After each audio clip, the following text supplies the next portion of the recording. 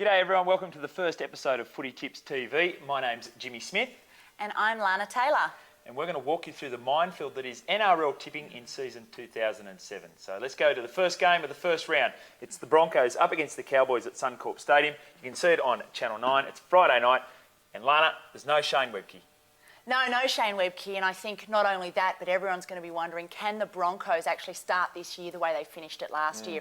And the Cowboys, they'll be very upset that they missed out on the semis last year, so they'll be there to really, make their mark at the beginning of the season, and they've got Jason Smith. He could really be a big difference. Absolutely, he could. I like the way that he's going to combine with Jonathan Thurston, who I think is a much improved player coming out of the Tri-Nations last year. I mean, he was a very good player in the competition proper, but now he's even better. They had a great start to season 2006. I don't think it's going to happen for them this time. I'm going to tip the Broncos up there. I'm tipping the Cowboys, Jimmy. Okay. Game 2 is the Storm up against the Tigers. That's down at Olympic Park, 7:30 on Friday. Also, you can see that on Channel 9.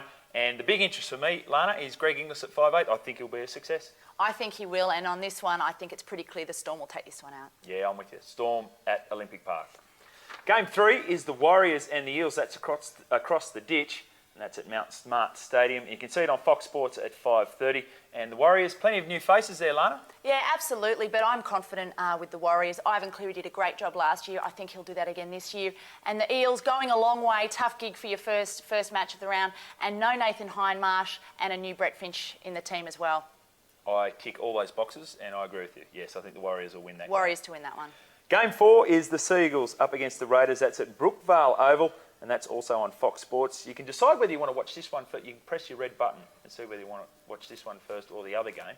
But if you do want to watch it, it'll be up next. And Jamie Lyon will be in action for the first time for the Seagulls. That will be fantastic to see. Also to see how the Seagulls go without a BK in the side.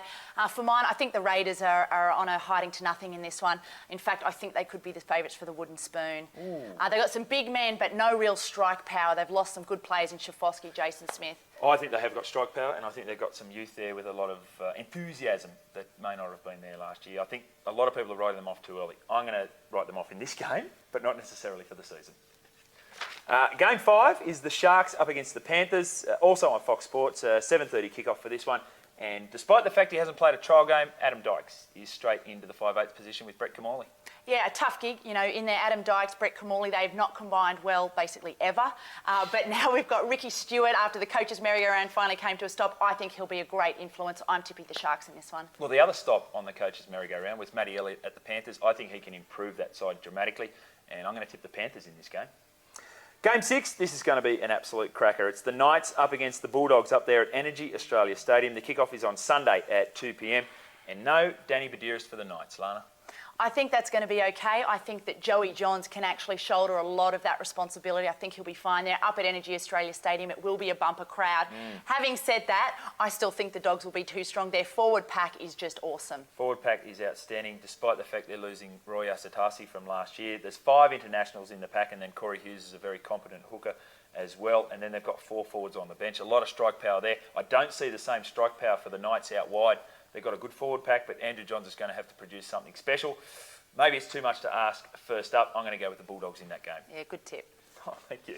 Game 7 is the Titans, their first ever game in the NRL, and they will take on the Dragons at Suncorp Stadium. Kickoff is 4 p.m. on Sunday. You can see that on Channel 9. And full circle for Preston Campbell. He's back at fullback for the Gold Coast side. Yeah, absolutely. I mean, I think this will be tough for the Titans. So many new combinations up against a pretty well-drilled Dragons side. Even though they are missing Gaznia, I think they'll be too strong and definitely take this one out. Can't believe the Titans are favourites for this game.